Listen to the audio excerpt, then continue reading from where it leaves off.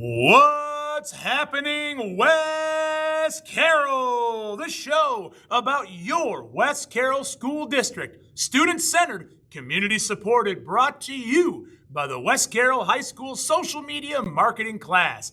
Now, here's our show.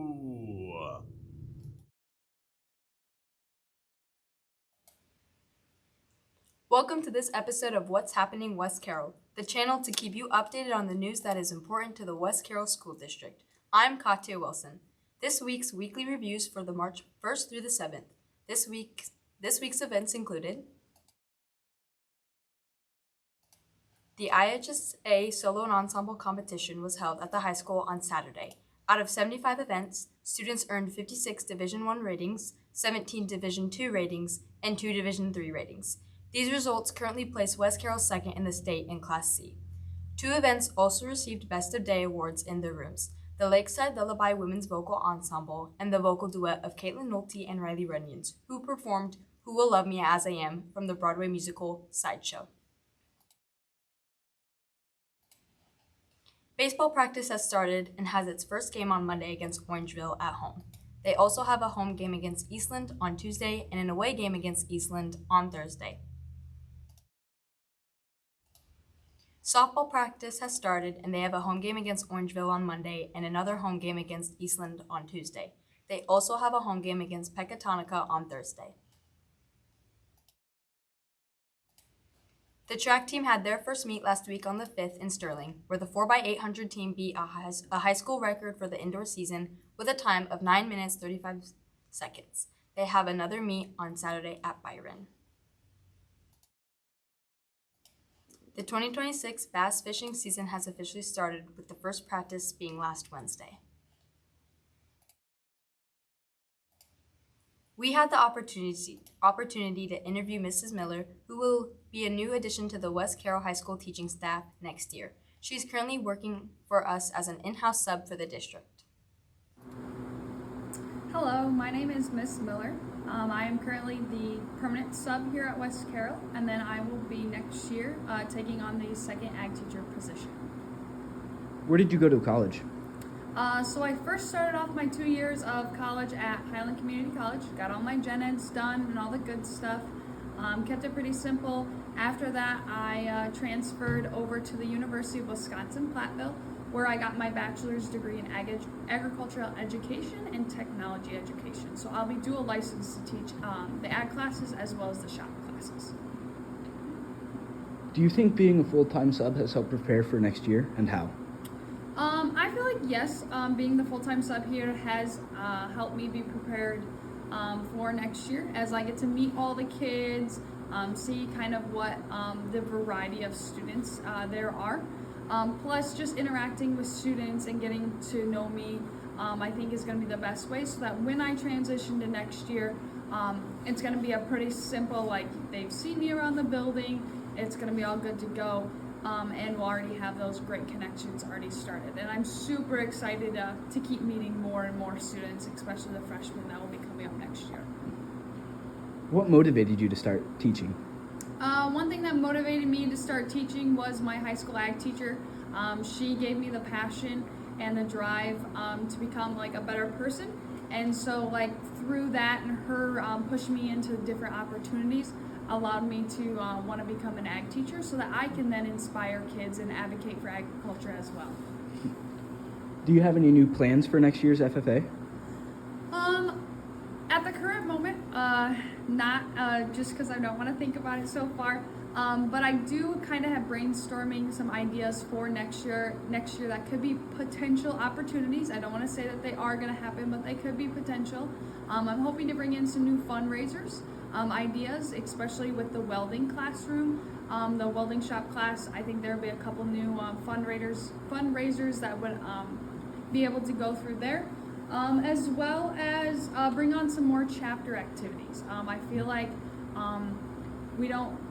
we need to add a couple more of those, and so I think if we can get our chapter involved in our classroom as much as we can, that'll be the fun part. A quick little idea or sneak peek would be like a gingerbread building gingerbread house building night where we like have a competition of who can build the best gingerbread house during the Christmas time. So just kind of a little sneak peek. Again, it's just a potential, but I just plan to bring like those different ideas in because I think getting our students involved, getting more people involved in our chapter, I think will really help increase our numbers, which is another thing I'm hoping to do too, is bring more kids in and increase our number of students in the FFA program to a lot more so that we can also provide those kids with different opportunities as well.